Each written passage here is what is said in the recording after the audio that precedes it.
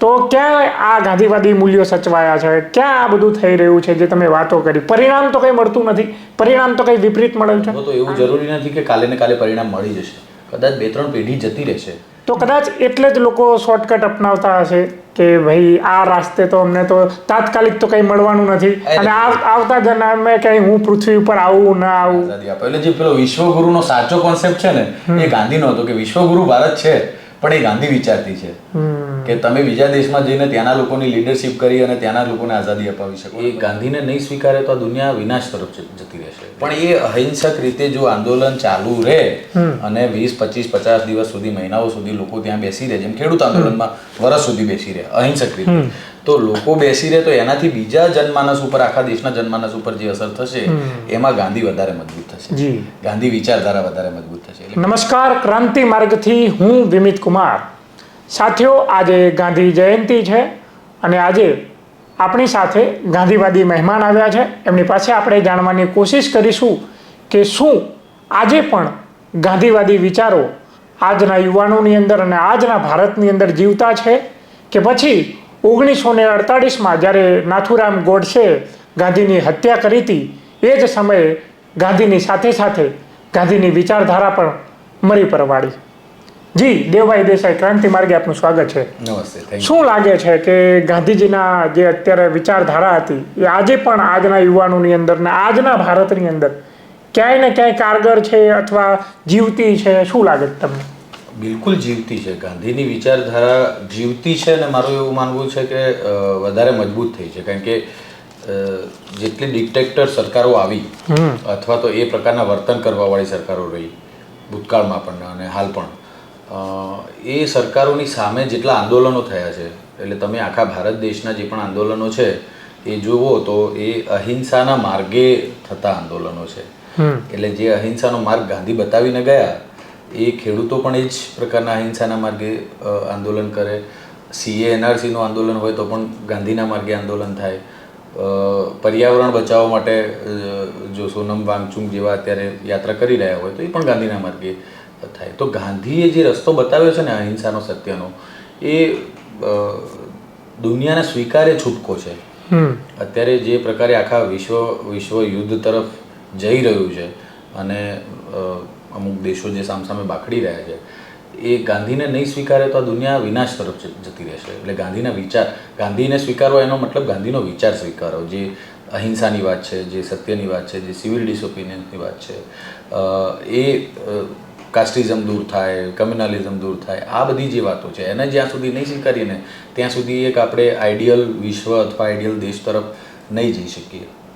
તમે એમ કહ્યું કે ઘણા બધા આંદોલનો થાય છે ગાંધીજીના વિચારોને આધીન થાય છે અહિંસાને લઈને, પણ તમે જોયું હોય કે સોનમ વાંગચુક અને આ સિવાયના પણ ઘણા બધા આંદોલનો, પણ ઉદાહરણ સોનમ વાંગચુકના આપે છે. લદ્દાખની અંદર એક વૈજ્ઞાનિક છે, એ લદ્દાખના પ્રશ્નોને લઈને અને ચાઇના આપણી જમીન પચાવી પાડી છે લદ્દાખમાં, એની માંગણી સાથે કે ભાઈ આવું ના થવું જોઈએ, તો એ લદ્દાખથી લઈને દિલ્હી સુધીની એની યાત્રા કરવાનું એનું આયોજન કર્યું. દિલ્હીની અંદર એની ધરપકડ થઈ ગઈ. એ શાંતિથી ગાંધીવાદી વિચારોના આધારે પોતાની યાત્રા ચાલુ રાખી હતી. એ જ કોઈ પણ પ્રકારની હિંસાની, મોદીજીને પણ આદરણીય, સન્માનીય જેવા શબ્દોથી સંબોધિત કરતા હતા. કોઈ કાંકરીચાળો કર્યો નથી. તેમ છતાંય દિલ્હીની અંદર એમની ધરપકડ થઈ, અટકાયત થઈ અને હજુ પણ એમને છોડવામાં નથી આવ્યા આજના દિવસે પણ. તો ક્યાં આ ગાંધીવાદી મૂલ્યો સચવાયા છે, ક્યાં આ બધું થઈ રહ્યું છે જે તમે વાતો કરી? પરિણામ તો કંઈ મળતું નથી, પરિણામ તો કંઈ વિપરીત મળ્યું છે. આંદોલન કરીએ તો કંઈ પરિણામ તો મળવું જોઈએ ને. આપણા દેશની આઝાદી માટેની જે ચળવળ છે એ આમ જોવા જઈએ તો 1857ની પહેલા ચાલુ થઈ હતી અને એના પછી હજારો લાખો લોકો આઝાદીની ચળવળ લડ્યા. ગાંધી પણ એમાંથી એ લાખો લોકોમાંથી એક હતા. તો પરિણામ, જ્યારે તમે કોઈ પરિણામલક્ષી મુવમેન્ટ ચાલુ કરો અથવા તો કંઈ એ તરફ આગળ વધો તો એવું જરૂરી નથી કે કાલે ને કાલે પરિણામ મળી જશે. કદાચ 2-3 પેઢી જતી રહેશે, કદાચ 2-3 પેઢી પછી પરિણામ મળશે, પણ એ વિચાર નથી મરી પરવારતો. એ વિચાર, એટલે ખેડૂતો આંદોલન ઉપર બેઠા તો ખેડૂતો અત્યારે નથી, સોનમ વાંગચુક આંદોલન કરી રહ્યા છે, તો એ વિચાર નથી મરી પરવાર્યો. એ વિચાર ગાંધીનો જે છે સતત ચાલે કરે છે. અને ગાંધી હંમેશા ડર તોડવાની વાત કરતા. એટલે આવડી મોટી જેની દુનિયા લગભગ 80% દુનિયા ઉપર જેનું શાસન હતું જે સરકારોનું, અંગ્રેજ સરકારોનું, અને એનાથી વગર ડરે ગાંધીએ અહિંસાનો માર્ગ અપનાવી અને આપણા દેશને આઝાદ કરાવ્યા. એટલે એ લડાઈ લડી, આઝાદ કરાવ્યા, વોટેવર. તો એ અહિંસાના રસ્તે આઝાદ કરાવવા વાળો દેશ આપણો એક જ છે. અંગ્રેજોના ચંગુલમાંથી બીજા બધા દેશો, ઘણા બધા બીજા લોકોએ લડાઈ લડી, પણ કોઈકની લોહિયાળ ક્રાંતિ હતી, કોઈકની બીજી રીતેની ક્રાંતિ હતી. ઘણા દેશોમાં અંગ્રેજો જાતે છોડીને જતા રહ્યા. પણ આપણો દેશ એક એવો હતો કે જે અહિંસાના માર્ગે લડ્યો. અને ગાંધી, નહેરુ, સરદાર પટેલ, મૌલાના આઝાદ, એવા હજારો જેના આપણે નામ પણ ના ગણી શકીએ, એવા લોકોની ચળવળથી આ દેશ આઝાદ થયો. એટલે અહિંસાના રસ્તે આઝાદ થવા વાળો દેશ આપણો દેશ આપણે કહી શકીએ. અને છેલ્લે દુનિયામાં જે પણ છે સત્ય અને અહિંસા, એટલે જૂઠ છે ને, એ આપણે ગામડામાં એક કહેવત છે કે સત્ય છે ને 100 ગાઉ જાય, 100 ગૌ સુધી સત્ય જાય, પણ જૂઠ છે ને એની આયુ બહુ લાંબી ના હોય. એટલે તમે જુઓ કે જ્યારે જૂઠ સરકારના રૂપે અથવા સત્તાના રૂપે હાવી થવાનો પ્રયત્ન કરે, એ બહુ લાંબુ નથી ચાલતું. સત્ય હંમેશા લાંબુ ચાલે. એટલે સત્ય ઉપર ટકી રહેવું, અને એ સત્ય ઉપર ટકી રહેવું, અહિંસાની સાથે ટકી રહેવું, એ બેનું જો કોમ્બિનેશન થાય ને, તો આપણી દુનિયા, આપણો દેશ બહુ સુંદર બની જાય. તમે એમ કહો છો કે સત્ય બહુ લાંબુ ચાલે છે અને પરિણામ એ કદાચ એકાદી પેઢી નીકળી જાય તો કદાચ એટલે જ લોકો શોર્ટકટ અપનાવતા હશે કે ભાઈ આ રાસ્તે તો અમને તો તાત્કાલિક તો કંઈ મળવાનું નથી, અને આવતા જન્મે કંઈ હું પૃથ્વી ઉપર આવું ના આવું, ભલે આપણે 33 કરોડ. જે ખાલી પોતાનો વિચારે એ આ ના કરી શકે. જે પોતાની આવનારી પેઢીનું વિચારે કે હું કદાચ કોઈ લડાઈ ચાલુ કરીશ, હું સમાનતાની લડાઈ ચાલુ કરીશ, હું કોમી એકતાની લડાઈ ચાલુ કરીશ, હું મહિલા સમાનતાની લડાઈ ચાલુ કરીશ, અથવા પર્યાવરણ બચાવવાની ઝુંબેશ ચાલુ કરીશ, તો હું જો મારું વિચારીને કરતો હોઈશ ને તો એ કરીશ જ નહીં. એ લડવાવાળા લોકો આવનારી પેઢીનું વિચારીને કરે છે કે હું પર્યાવરણ બચાવીશ તો ઝાડો, આજે ઝાડ વાવાશે, 50 વર્ષે ઝાડ મોટું થશે, ગ્લોબલ વોર્મિંગની ઇફેક્ટ ઓછી થશે, લોકોને સમજણ પડશે કે કેમ એ કરવું. એટલે એ ભવિષ્યનું વિચારીને લોકો લડવાવાળા છે. સાવિત્રીબાઈ ફૂલે, જ્યોતિબા ફૂલે, આ બધા લોકોએ જ્યારે ભણાવવાનું લોકોને ચાલુ કર્યું ત્યારે એમને કંઈ એમના ગામ પૂરતું થોડું વિચાર્યું. એમને એવું વિચાર્યું હતું કે એક જે હજારો વર્ષોથી જે પરંપરા ચાલી આવે છે, છોકરીઓને ભણાવવામાં નથી આવતી, આ દેશમાં SC ST OBC ને ભણવાનો અધિકાર હતો જ નહીં. આપણે ભલે મેકોલોનો ગમે એટલો વિરોધ કરી લઈએ, અને આપણે જે ગુરુકુળ પ્રથાઓની ને સનાતન ધર્મના ઉપર જે આપણે ગર્વ લઈએ છીએ, પણ એ આખી જે ભણવાની સિસ્ટમ હતી, એટલે મુગલો અને એની પહેલાંની જે સિસ્ટમ હતી, એમાં તો મહિલાઓને અને આ દેશના SC ST OBC જે છે એ લોકોને ભણવાનો જ અધિકાર નહોતો. એટલે એ ગુરુકુળોમાં કોણ ભણતું? એક પર્ટિક્યુલર વર્ગ ભણતો હતો. જે સમાનતાની વાત છે એની લડાઈ જ્યારે સાવિત્રીબાઈ ફૂલે કે એના પહેલાંના જે લોકોએ ચાલુ કરી, તો આજે આપણે પરિણામ જોઈ રહ્યા છીએ કે આજે આપણે એ ભણવાનો રેશિયો સ્ત્રી પુરુષનો હજુ પણ ઘણી પ્રોબ્લેમ છે, પણ એ રેશિયો હવે સમાનતા તરફ છે 200-300 વર્ષ પછી. 100%. પણ ઘણા આંદોલનો એવા હોય છે કે જેનું રિઝલ્ટ તાત્કાલિક મળવું જરૂરી હોય છે. જેમ કે જ્ઞાન સહાયક યોજના લઈને આવી સરકાર, બરાબર, એ પછી વિદ્યાર્થીઓ આંદોલન કર્યું કે ભાઈ કાયમી શિક્ષકની ભરતી કરો. એમાં પણ આવતી પેઢી માટે તો ગાંધીજીના વિચારધારા આરે ચાલીને આ લોકોએ એમને નક્કી કર્યું કે ભાઈ આપણે ગાંધી વિચારધારા આરે આપણે આંદોલન કરીએ. એ પણ બિચારા કોઈ પણ કાંકરી ચારો કર્યા વગર, હાથમાં કોઈ પણ પ્રકારના શસ્ત્રો લીધા વગર એ ગાંધીનગરના ચોકમાં જાય છે અને સરકાર પાસે પોતાની વાત મૂકે છે કે ભાઈ અમે ગાંધી વિચારધારા મુજબ આવ્યા છીએ. તો સરકાર એમના ટાંટિયા ખેંચીને અને રીતસરના રોડ ઉપર ઠસડીને એમના ગાડી ડબ્બામાં નાખીને, પોલીસ વેનમાં નાખીને લઈ જાય છે, અટકાયત કરી નાખે છે. મારું કહેવાનો મતલબ એ છે કે ગાંધીના વિચારધારા મુજબ આપણો ચાલનારો દેશ જેવું આપણને કહેવામાં આવે છે, દુનિયાની અંદર આવી વાતો થાય છે કે અમારો દેશ ગાંધીના વિચારધારા ઉપર ચાલે છે, પણ એ જ વિચારધારા જમીન ઉપર લાગુ કરવાની કોશિશ થાય ત્યારે કેમ આવું વિપરીત એમની સાથે વ્યવહાર થાય છે? કારણ કે ગાંધીની વિચારથી જે ગાંધીની વિપરીત વિચારધારાઓ છે એ બહુ ડરે છે, અને ખરેખર ડરપોક વિચારધારાઓ છે.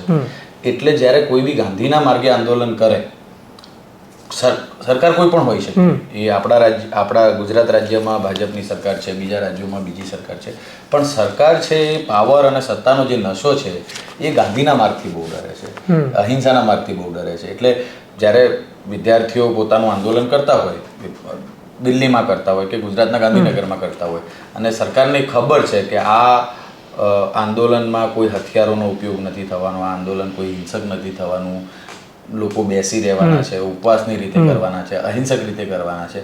પણ એ અહિંસક રીતે જો આંદોલન ચાલુ રહે અને 20, 25, 50 દિવસ સુધી, મહિનાઓ સુધી લોકો ત્યાં બેસી રહે, જેમ ખેડૂત આંદોલનમાં વર્ષ સુધી બેસી રહે અહિંસક રીતે, તો લોકો બેસી રહે તો એનાથી બીજા જનમાનસ ઉપર, આખા દેશના જનમાનસ ઉપર જે અસર થશે એમાં ગાંધી વધારે મજબૂત થશે, ગાંધી વિચારધારા વધારે મજબૂત થશે. એટલે ગાંધી વિચારધારા એમાં મજબૂત લોકોના જનમાનસ સુધી ના પહોંચે, અહિંસાની વાત, સત્યની વાત લોકોના જનમાનસ સુધી ના પહોંચે, એના માટેના આ પ્રયત્નો, પોલીસનો બળ પ્રયોગ અને અલગ અલગ જે લીડરશિપ કરતા હોય એવા લોકો ઉપર કેસ કરવા, એ બધું એના માટે થતું હોય છે. એટલે બહુ ઊંડું જ્યારે વિચારવામાં આવે ને ત્યારે સમજણ પડે કે આ બહુ ડરપોક લોકો છે કે જે પોતાની સત્તા ટકાવી રાખવા માટે ગાંધી થી વિરુદ્ધની, એટલે ગાંધીની કદાચ જઈને મૂર્તિની પૂજા કરી આવે, પણ ગાંધીના વિચારોને, ગાંધીને કોઈ દિવસ એક પરિપ્રેક્ષમાં, માણસના પરિપ્રેક્ષમાં જોયા કરતા ગાંધીને જો આપણે એક વિચાર તરીકે જોઈએ કે ગાંધીની તમે આત્મકથા વાંચો અથવા ગાંધી ઉપર જે બીજું મટીરિયલ છે એ પણ વાંચો તો તમને એટલી સમજણ પડે કે ગાંધી પણ સતત બદલાતી પ્રક્રિયા છે. એટલે જે પેલું આપણે કહીએ છીએ કે પરિવર્તન સંસારનો નિયમ છે, તો પોતાની જાતમાં પણ બદલાવ કરતું રહેવું. હું જે માહોલમાં જન્મ્યો અને જે પરિવારોમાં રહ્યો, ત્યાં મોટો થયો, જે ગામમાં મોટો થયો, અને એ ગામોમાં મેં ત્યાં અનટચેબિલિટી જોઈ હોય અથવા પ્રેક્ટિસ કરી હોય અથવા મેં એને અનુભવ કરી હોય, હું અનટચેબિલિટી અનુભવ કરી હોય, અને પછી હું જ્યારે થોડું સમજતો થવું, ગાંધીને સમજતો થવું, આંબેડકરને સમજતો થવું, અને જ્યારે એવું રિયલાઇઝ થાય કે આ ખોટું છે, તો મારામાં જે પરિવર્તન આવે છે ને એ ગાંધી વિચારધારા છે. એટલે સત્ય તરફ ને અહિંસા તરફની જે સતત આગળ વધતી જે કૂચ છે એ ગાંધી વિચારધારા છે. એટલે ગાંધીને એક માણસ, એક આડમાસના માણસ કરતાં પણ એક વિચાર તરીકે જોઈએ તો એ વધારે ઇફેક્ટિવ રહે. એટલે દુનિયાના આજે ઘણા બધા દેશો, લગભગ 80-90% દેશોમાં ગાંધીની મૂર્તિ તમને જોવા મળે છે. ગાંધી ઉપર જેટલું રિસર્ચ આજે પણ વિદ્યાર્થીઓ કરે છે આખા વર્લ્ડના, એ યુનિવર્સિટીઓમાં, જો કે આપણે અહીંયા એટલી સિસ્ટમ પૂરી નથી પાડી શકતા, પણ આવો માણસ આ દુનિયામાં ફરીથી પેદા થશે એ પણ એક પ્રશ્ન છે. આવો માણસ કે જે પોતાની જાતમાં બદલાવ લાવી અને કોઈનાથી પણ ડર્યા વગર, પોતાનો પરિવાર, પોતાના બાળકો, એ બધાનો વિચાર કર્યા વગર આખા દેશનો વિચાર કરીને, આખી દુનિયાનો વિચાર કરી અને પોતાને જીવનમાં એ ઇમ્પ્લિમેન્ટ કર્યું કે સૂટ બૂટમાં એ આફ્રિકાથી અહીંયા આવ્યા. તમે વિચાર કરો ને કે એક 22-25 વર્ષનો યુવાન જે અહીંથી આફ્રિકા જાય છે અને આફ્રિકા જઈને ત્યાંના લોકો ઉપર દમન થતું જોવે, પોતાના નહીં પણ ત્યાંના લોકો ઉપર દમન થતું જોવે છે, કાળા ગોરાનો ભેદભાવ જોવે છે, તો ત્યાંના લોકોનો લીડર બની અને ત્યાંના લોકોને આઝાદી અપાવે છે. આવું તો મને લાગે છે કે દુનિયામાં ક્યાંય થયું નથી કે આપણે આપણા દેશના, ધારો કે અત્યારે કોઈ દેશ ગુલામ હોય અને આપણે આપણા પ્રધાનમંત્રીશ્રીને કે બીજા કોઈ પણ લોકોને આપણે જો મોકલી દઈએ તો એ ત્યાંની લીડરશિપ કરી અને ત્યાંના લોકોને આઝાદી આપે. એટલે જે પેલો વિશ્વગુરુનો સાચો કોન્સેપ્ટ છે ને એ ગાંધીનો હતો કે વિશ્વગુરુ ભારત છે પણ એ ગાંધી વિચારતી છે કે તમે બીજા દેશમાં જઈને ત્યાંના લોકોની લીડરશિપ કરી અને ત્યાંના લોકોને આઝાદી અપાવી શકો, અને પછી પોતાના દેશમાં સૂટ બૂટ સાથે આવી અને જ્યારે એ બીજા આઝાદીના લડવૈયાઓને મળે છે ગાંધી, અને પછી આખા દેશમાં ભ્રમણ કરે છે અને પછી જોવે છે કે મારો દેશ આટલી ગરીબીમાં છે કે જ્યાં એક સ્ત્રીને પોતાને એક કપડું એને ઉપર હોય છે ને એને નાહવું હોય છે ને કપડું ધોવું હોય છે તો એ 2-5 કલાક એ કપડાં વગર રહે અથવા ભીનું કપડું પોતાના ઉપર વીતે. ત્યારે ગાંધી પોતાના એ વસ્ત્રોનો ત્યાગ કરે છે અને પછી એ પોતળી અને એમાં એકદમ સાદગીવાળું જે જીવન, એટલે ગાંધીના જે આખા 14-15 જે વિચારો છે એમાંનું કે સાદગીવાળું જીવન કેમ જરૂરી છે,